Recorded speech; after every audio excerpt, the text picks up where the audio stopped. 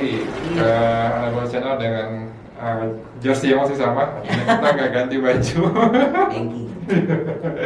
Macam channel dia aja udah banking aja.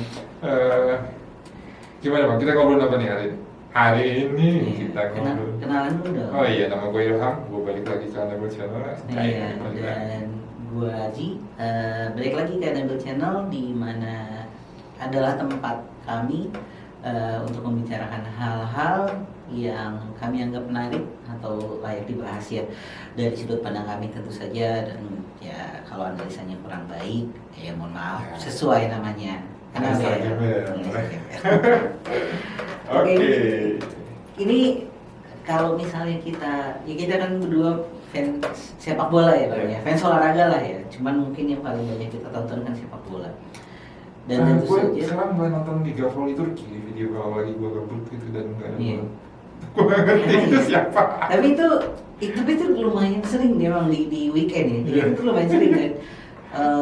Liga Voli Turki sama yang biasanya tuh ada tenis dulu. Gue ya sekarang sih gue udah jarang nonton ya, kalau video tuh paling ya kalau ada ya kayak ada Liga 1 gue kadang nonton lah gitu, atau misalnya memang ada tim yang main gitu aja. Nah tapi kan kalau di sepak bola sendiri khususnya di Eropa ini kan di Januari ini kan memang lagi ada namanya transfer window, winter transfer window ya kan. Perputaran ekonomi ya. Iya, perputaran ekonomi khususnya di klub-klub Liga Inggris, Spanyol dan juga Italia serta Bundesliga. Nah ini kan sudah ada beberapa klub yang dapat main ya. Yang mungkin yang saat ini paling transfer paling yang mungkin paling layak dibahas tuh Daniel Malen ke Aston Villa.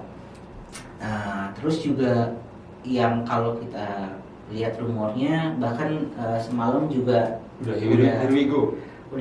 Siapa ini emang? Lu ngomongin siapa nih? Napoli. Siapa? Napoli nomor 77. Kvaratskhelia. Oh, Kvaratskhelia. Oh, itu ke PSG kan? Enggak, tapi semalam tuh Omar Marmus juga udah say goodbye ke Eintracht Frankfurt. Itu ESPN sempat nge-upload ini gitu. Nah, berarti kan udah ada 3 klub yang setidaknya aktif nih di pusat. Napoli pun juga kalau nggak salah mereka ngerekrut bilik dari Bournemouth ya. Nah, kalau menurut lu dengan transfer sekarang, oh iya kalau nggak salah si City itu juga dapat salah satu back dari Uzbekistan. Iya, Usanov kalau nggak salah ya. Itu yang main di Piala Asia yang lain timnas sih? Iya. Jago ya. Uzbekistan kan lagi naik daun banget bang. Lagi naik daun mereka. Berarti yang di daerah Jakarta Utara emang udah hilang.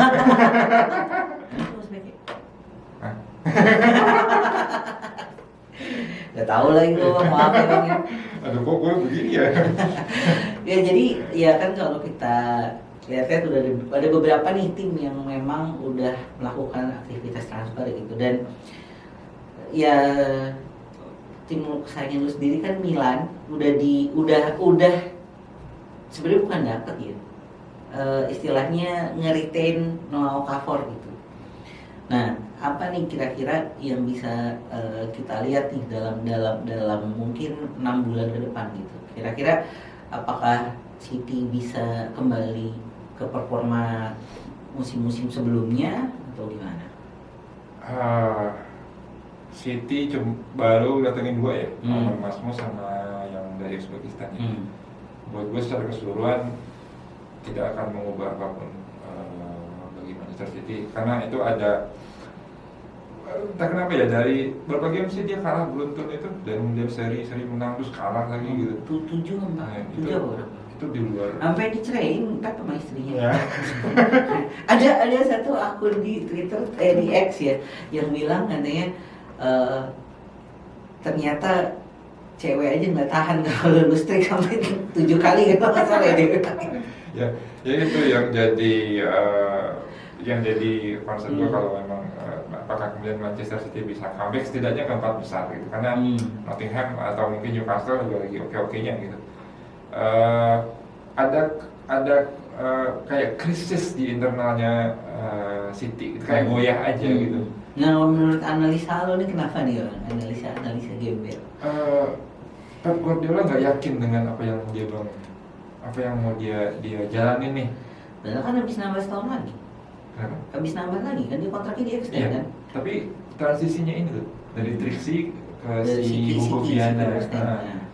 ke Hugo Viana gitu. Jadi kayak gue tuh mau ngapain ya di City ini, gue mau karena secara permainan menurut gue City ya gitu-gitu aja gitu, kayak passing kanan kiri muter-muter gitu kayak katanya main gue nonton box to box juga anak fansnya Juventus juga bilang Thiago Motta mainnya gitu ya, Thiago Motta mainnya gitu ya. Menurut gue City juga lagi kehilangan secara keseluruhan secara tim kepercayaan diri gitu. Apa ini karena memang benar karena Rodrigo? Karena ya seperti yang kita tahu ya, Pep tuh selalu punya gelandang bertahan yang oke, defensive midfielder yang ya istilahnya out of this world lah. Di timnya ada, kalau kita lihat di Barcelona ada Busquets, di Munchen dia punya Philipp Lahm dulu. Joshua Kimmich tuh sebenarnya kayak apa ya?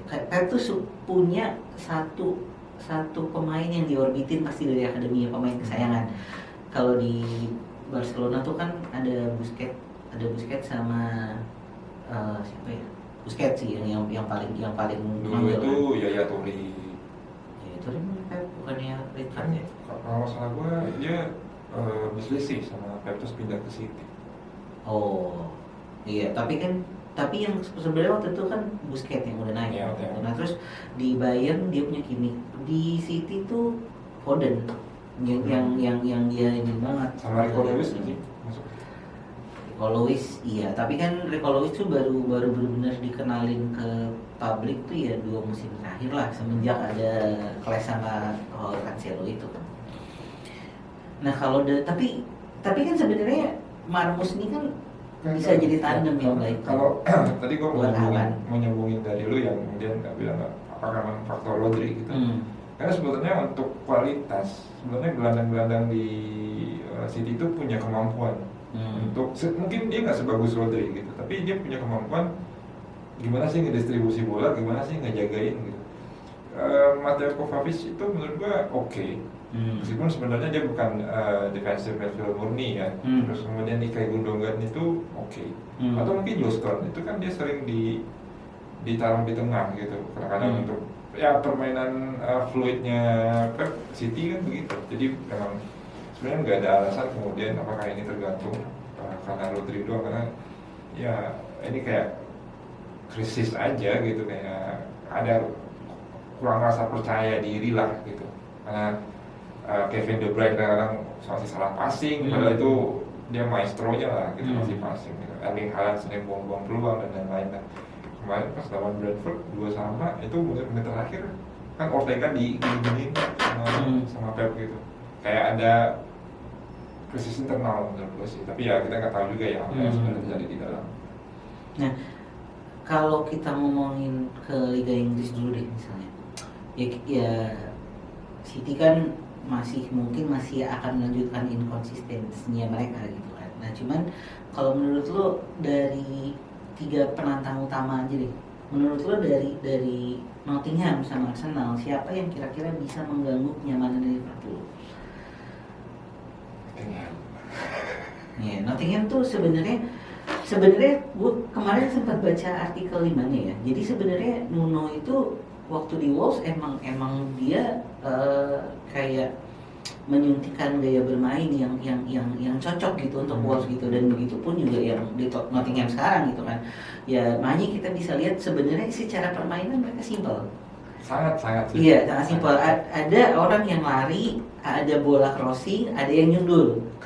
Iya, itu kan sebenarnya taktik yang sangat simpel gitu ya. Tapi itu bisa dilakukan dengan baik di Nottingham gitu, karena mungkin ya memang Nuno juga disupport sama manajemennya gitu kan. Kalau Arsenal sendiri gimana bang peluangnya? Apakah kira-kira mungkin mereka bisa setidaknya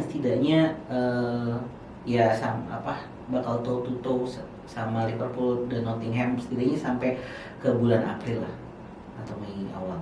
Kalau dilihat dari selepas Natal ya atau Boxing Day itu terasa banget kehilangan Bukayo Saka itu terasa banget. Kemarin kalau Newcastle, kemarin kemudian menang kurang meyakinkan menurut gue nonton ya Arsenal Tottenham itu menurut gue kurang meyakinkan gitu. Sulit buat Arsenal untuk kemudian bisa langsung head to head langsung Liverpool untuk juara gitu. Tapi kesempatan itu masih ada, kecuali asalkan Arsenal tersingkir di kompetisi lain gitu yang FA udah tersingkir. FA Cup udah tersingkir ya. Ini udah lawan MU kan kalah. Oh iya. Oh iya. Iya. Satu tuh. Kalau Jemawa Sekarang juga mereka harus comeback lawan Newcastle kan di kandang Newcastle loh di St James Park kan kalau nggak salah. Tapi kalau melihat runaway game berikutnya kan yang paling berat di Champions League itu yang jadi bisa nggak sih Arsenal itu dengan pemain yang banyak cedera, kemudian Kieran Tierney udah dilepas ke Celtic ya katanya, Thomas Partey ya tersangka itu, nah itu seharusnya udah nggak dimainin kan gitu. Kemudian dia tuh harus memaksimalkan pemain yang ada. Ada sekarang rumornya apalagi ada Zubimendi yang katanya lagi diincar. Sesko juga katanya lagi mau diincar. Benjamin Sesko. Kan musim udah gagal. Iya. Oh enggak, katanya di winter ini mereka mau nyoba lagi. Apa membuat pemain Sociedad aja semuanya? Pakai si Kubo, bisa beli. Umar Sadik udah pindah malah dari Real Sociedad. Kemana? Nggak tahu gua. Nacho Monreal udah masih di sana gitu. Tinggal banget. Ya jadi gitu Arsenal itu kayak sulit sebenarnya gitu. Tapi yang paling dekat Nottingham karena beban mereka nggak ada dan di balik permainan simple mereka kayaknya slow aja gitu, mau seri, mau menang kayak gue nikmatin aja nih gamenya gitu. Dan benar secara pemain itu mendukung meskipun ada yang bilang pemain-pemain Nottingham itu grade B semua gitu. Chris Wood, Ola Aina, yang ex-backnya Fiorentina tuh siapa tuh? Milankovic gitu. Tapi menurut gue mereka terlalu relax dan tapi relaxnya itu bisa mendukung mereka gitu untuk menjadi pesaing Liverpool gitu atau mungkin bahkan mengembalikan kejayaan Nottingham di era 80-an akhir ya karena dia juara Liga Champions ya saat itu yang itu Peter White ya waktu itu ya pelatih timnas itu kan ya Peter White ya pelatih timnas tapi gue nggak tahu dia kalau nggak salah strikernya Peter White ya waktu itu striker strikernya Nottingham gue baru tahu. Nah kalau dari Liverpool sendiri apakah ada kemungkinan mereka terpleset? Karena kan sebenarnya kalau kita lihat ya, mungkin menurut gue satu-satunya kekurangan Liverpool adalah squad mereka tuh nggak terlalu gemuk. Tapi walaupun secara squad building mereka bagus. Kita lihat bahwa kayak siapa? Back muda itu Kwanzaa ya kalau nggak salah. Itu kan bagus banget. Terus Bendok tuh juga oke banget sebagai mungkin covernya Salah. Keduanya aja Keller bagus banget bang. Sama ini Federico Chiesa. Baru beli kemarin. Oh iya, iya. Iya. Nah itu apakah mereka ada kemungkinan kepleset? Karena kan ya kita tahu lah di apalagi kan sekarang jadwal Liga Champions tuh aneh kan. Di UCL tuh aneh banget. Mereka bahkan sampai Januari itu masih ada grup stage match gitu. Nah ada nggak kemungkinan Liverpool akan terpleset ke depannya? Ada tapi tipis. Kalau dari gue ya faktornya itu karena beberapa pemain itu mulai fokusnya mungkin kurang bisa diganggu oleh fokusnya ya karena TAA, Mohamed Salah, itu kontraknya segala macam. Tapi kalau kita bicara konteks itu pun performnya Mohamed Salah itu kayak gila banget gitu di musim ini meskipun kontraknya udah mau selesai nih gitu. Kemudian yang jadi penentu adalah gimana kemudian lini belakangnya sih menurut gue. Virgil van Dijk harus ditemani back yang lebih atau mungkin Virgil van Dijk harus ngasih kesempatan untuk pemain muda ya untuk mungkin istirahat step up gitu. Terus kemudian Trent Alexander-Arnold ini kadang-kadang oke, kadang-kadang bagus dan itu kadang-kadang jadi penentu gitu. Itu yang harus dijaga dengan baik kalau memang Liverpool pengen juara. Kalau secara skema permainan gue pikir Arne Slot masih nerapin gayanya Klopp ya, tapi yang ini lebih santuy gitu, lebih tahu kapan harus pressing, karena kalau Klopp itu kan mainnya full pressing gitu, kemudian ini agak lebih dia bisa main apa istilahnya mid block gitu, dia tahu kapan waktunya gitu. Dan dia bisa sirkulasi bola untuk membuka celah gitu kan, waktu menurut gue ya hebatnya dia ya. Oke, kalau Liga Inggris kita ya mungkin berarti calon buat juaranya Sangat Liverpool. Oke. Nah, kalau kita pindah ke liga tempat di mana klub kesayangan Anda mungkin Serie A Italia. Nah, kira-kira kan kalau nggak salah Inter tuh baru kalah lagi kemarin, apa Serie A? Nah, ini kan jadi sebenarnya ngebuat jarak mereka sama Napoli sudah lumayan berat nih. Nah, menurut lo kalau dari lo pribadi sebagai mungkin fans dari tim rivalnya Inter ya, apakah mungkin ini saatnya Napoli juara kembali? Ya. Okay. Kenapa gue bilang begitu? Karena gue nonton Atalanta lawan Udinese itu 50-60 menit Atalanta tuh dikepung, di pressing. Atalanta nggak bisa ngapa-ngapain gitu. Jadi gue melihat apakah kemudian sang maestro Gasperini ini udah kebaca strateginya atau gimana, karena ini bisa diikutin oleh tim-tim lain pastinya gitu. Kalau gue bilang Napoli, mereka itu di bawah, bukan di bawah ya, karena setiap tim yang dipegang Conte itu spiritnya itu memang menang gitu. Sama kayak Sir Alex lah kira-kira gitu. Spiritnya tuh menang gitu, nggak boleh kecuali Tottenham. Ya itu betul lagi. Sampai ngomel-ngomel ya di komunitas ya. Itu yang kemudian membuat gua peluang Napoli untuk Scudetto itu lebih gede. Karena meskipun sebenarnya Atalanta dan Inter itu punya kesempatan buat nyalip ya. Napoli main di Liga Champions enggak ya? Peluang itu justru lebih lupa enggak ya. Enggak kan musim kemarin mereka ada di posisi 7 apa 8. Itu sih ya, kalau mereka fokusnya aja dari kita ini mereka bisa menang, meraih poin, meskipun sebenarnya gaya mainnya Napoli ya gitu-gitu aja gitu. Main tuh yang lawan apa ya? Itu bola dipantulin ke Lukaku, terus di shooting sama Di Lorenzo apa gitu kan, gol gitu. Sama polanya gitu. Jadi tapi ya balik lagi, setiap Conte kecuali Tottenham itu dia punya tekad yang buat menang, buat juara gitu. Terus McTominay nyetel.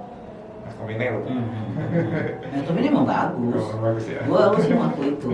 Cuman memang bukan ya mungkin kalau bisa dibilang ya bukan level tim utama untuk di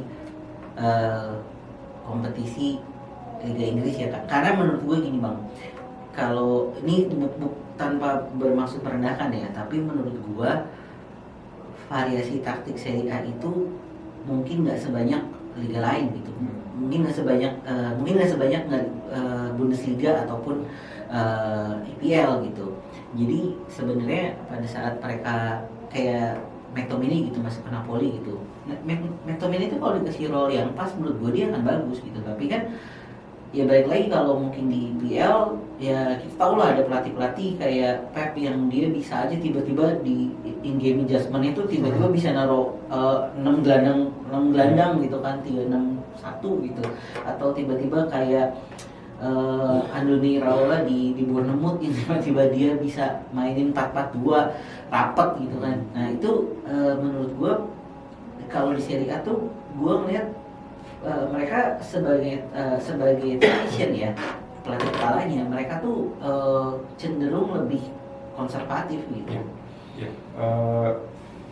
Dalam 5-10 tahun terakhir emang jarang sih pelatih muda yang kemudian muncul dengan gagasan baru, dengan ide baru gitu. Jadi mungkin Inzaghi sama Palladino, atau mungkin Alberto Gil cuman udah dipecat juga ya sama Genoa gitu. Saat ini memang lebih banyak pengaruhnya konservatif gitu, mainnya straight, apa yang gue mau ya ini harus dimainin 90 menit gitu. Itu yang ada di kepala Conte gitu untuk kalau bicara konteksnya Napoli ya. Kemudian kehilangan Kvaratskhelia juga menurut gue nggak akan pengaruh. Dia pemain penting buat Napoli dalam beberapa tahun terakhir, tapi pastinya Conte udah nyiapin pola apa nih yang mau gue pakai. Kemudian Philip Billing itu ini kita bicara pemain yang dipilih Conte untuk Napoli ya. Kita lihat McTominay, kemudian lihat Ben Gilmour gitu. Bill Gilmour gitu. Itu bisa hidup gitu. Hidup lagi permainan. Dan Philip Billing gue rasa akan menyajikan sesuatu yang berbeda. Itu yang jadi kekuatannya Conte. Peluangnya Napoli bisa jadi juara, tapi akan diganggu oleh Atalanta dan tim tetangganya AC Milan. Nah, kalau Milan sendiri gimana? Katro! Buat gue perjuangannya bisa untuk nembus Liga Champions dulu aja dulu. Liga Champions bisa lah ya, tapi kalau misalnya kayak let's say menurut lo berarti Milan ada di posisi berapa? 4. Itu udah paling realistis karena di setiap pertandingan selesai, Conceição itu selalu kritik pemainnya. Gue maunya ini, tapi ketika lu nggak clear dan nggak nyatu dengan tim, lu nggak akan bisa jalanin ini gitu. Dia hampir pokoknya semenjak dia main di Arab itu yang Super Copa itu setiap game lawan Juventus, menang lawan Inter, seri lawan main Cagliari, menang lawan Como, dia itu selalu mengkritik timnya. Proses ini mungkin bisa akan panjang gitu. Kita nggak tahu juga Conceição kabarnya akan minta ke Ibra beberapa pemain, tapi nggak tahu ini dia approve apa enggak. Karena yang rumornya lagi santer kan Kyle Walker yang bakal datang, kemudian Marcus Rashford nggak jadi. Alhamdulillah ya kan. Karena Noah Okafor ternyata nggak dikasih lampu hijau sama Leipzig. Ya kita lihat lah nanti. Tapi kalau melihat permainan gue nggak yakin juga Milan ada di 3 atau 2. Posisi 4 aja udah syukur gitu. Nah kalau Juventus nggak usah. Juventus masih unbeaten soalnya. Iya, tapi 13 seri ya. Tapi menurut gue tuh Juventus mungkin yang mesti dibenerin sama Motta cara untuk menyelesaikan peluang itu aja sih sebenarnya. Karena sebenarnya menurut gue selain itu Juventus udah bagus gitu. Tapi balik lagi ya kan, ya mungkin ini kalau ngomongin ide mungkin kita bisa bahas di episode lain ya khusus tentang pelatih muda ini. Tapi menurut gue ide dari pelatih ini tuh memang harus ada challenge-nya gitu bang. Ya kita kan pernah bekerja di startup environment ya. Kita tahu lah bahwa suatu ide tuh memang harus ada challenge-nya gitu. Kalau nggak ada challenge ya idenya nggak akan berkembang. Idenya akan stuck di sana. Nah, tapi kalau kita melipir lagi nih ke Spanyol, kira-kira apakah ini waktunya Barca untuk juara lagi? Atletico gue pilih. Ya, gue juga bilang Atletico. Karena Barca masih konsisten, Real Madrid, ya kan, nggak jelas juga. Atletico yang kayaknya pemainnya taruh semua gitu. Tapi Julian Alvarez nyetel, anaknya siapa ya namanya? Oh, Giuliano Simeone. Nah itu pokoknya itu juga Giuliano Simeone. Nah itu tuh sebenarnya siapa si Giuliano Simeone sama Alvarez itu kan sebenarnya pas dibeli itu Alvarez sempat nggak bisa adaptasi ya. Dia lama banget tuh. Kalau nggak salah baru di bulan November apa Desember ya kalau nggak salah ya. Ya mungkin kalau ada yang tahu mungkin bisa komen ya. Dia baru mulai menemukan ritmenya gitu, ritme dari tim itu. Dan sebenarnya menurut gue Diego Simeone ini juga cukup apa ya? Gue sih nggak bilang dia inovatif gitu, karena ya sebenarnya kalau kita lihat Diego Simeone ini ya Diego Simeone ya gitu. Mirip sama Conte lah. Tapi dari cara dia ganti main dari 4 back ke 3 back, terus juga yang tadinya si siapa Thomas Lemar tuh kan sekarang ditaruh di tengah gitu kan sama dia, terus Koke juga sekarang nggak tua gitu. Dia perannya lebih simpel tapi pun juga secara role dia masuk di situ. Griezmann kan katanya belum pernah juara liga kan, malah belum pernah juara liga. Nah apakah ini memang tahunnya dia gitu? Karena kalau kita lihat Barcelona dengan Hansi Flick juga masih inkonsisten gitu ya, terutama dari ya mungkin karena ini resiko dari taktik yang cukup berani dari Hansi Flick kan, menerapkan defensive line tinggi dan segala macam gitu. Madrid juga tadi lu bilang masih ini Madrid kayaknya memang sudah harus ganti pelatih sih kayaknya ya. Ganti pelatih, kemudian penambahan pemain itu wajib Gue nggak tahu nanti skemanya Florentino Perez ya, dia mau beli pemain yang udah jadi atau buyback clause pemain-pemain mudanya, karena Nicola Pas apa ya yang dipinjamin di Como itu katanya lagi on fire. Terus kemudian gue nggak tahu Alex Jimenez yang di Milan itu ada buyback clause-nya atau gimana tuh, dia mungkin aja bisa tarik lagi. Jimenez itu apa sih saya? Aslinya bek kanan, sama Fonseca taruh di bek kiri. Terus dipindahin ke gelandang kiri. Kemarin terakhir dia main Conte jadi sayap kanan, ganti Pulisic ya kan, lagi cedera. Itu mungkin bisa jadi pilihan, tapi untuk bicara musim ini emang udah saking nggak karu-karuannya Real Madrid, aku pikir runner up juga udah oke sebenarnya. Ancelotti itu sampai kapan ya Bang kontraknya? 2006 berarti ya mungkin kemungkinan di 2006 atau 2007 itu akan ada pelatih baru ya musimnya. Ya kalau untuk Atletico sih pastinya eksplosif ya. Kalau gue lihat beberapa mini matchnya atau highlightnya dia bermain eksplosif ya. Gue nggak tahu malah tiba-tiba begitu gitu. Enak aja. Alex Witsel tuh masih di sana sih? Masih, sekarang jadi back kalau. Nah, itu gimana coba? Pemain yang paling menurut gue pemain yang paling sering bikin blunder gitu. Itu bisa jadi bagus gitu di Atletico. Antoine Griezmann saat angkat trofi. Kalau Bundesliga kayaknya sih Bayern ya. Bayern masih oke, Leverkusen. Eintracht dia tinggal Manmus, apakah masih bisa menjadi penantang? Leverkusen itu oke, cuman ya Munchen sih konsisten banget. Kita lihat nanti prediksinya benar. Oke. Jangan lupa subscribe dan komen dan like channel Anabel, analisa gembel dari kami.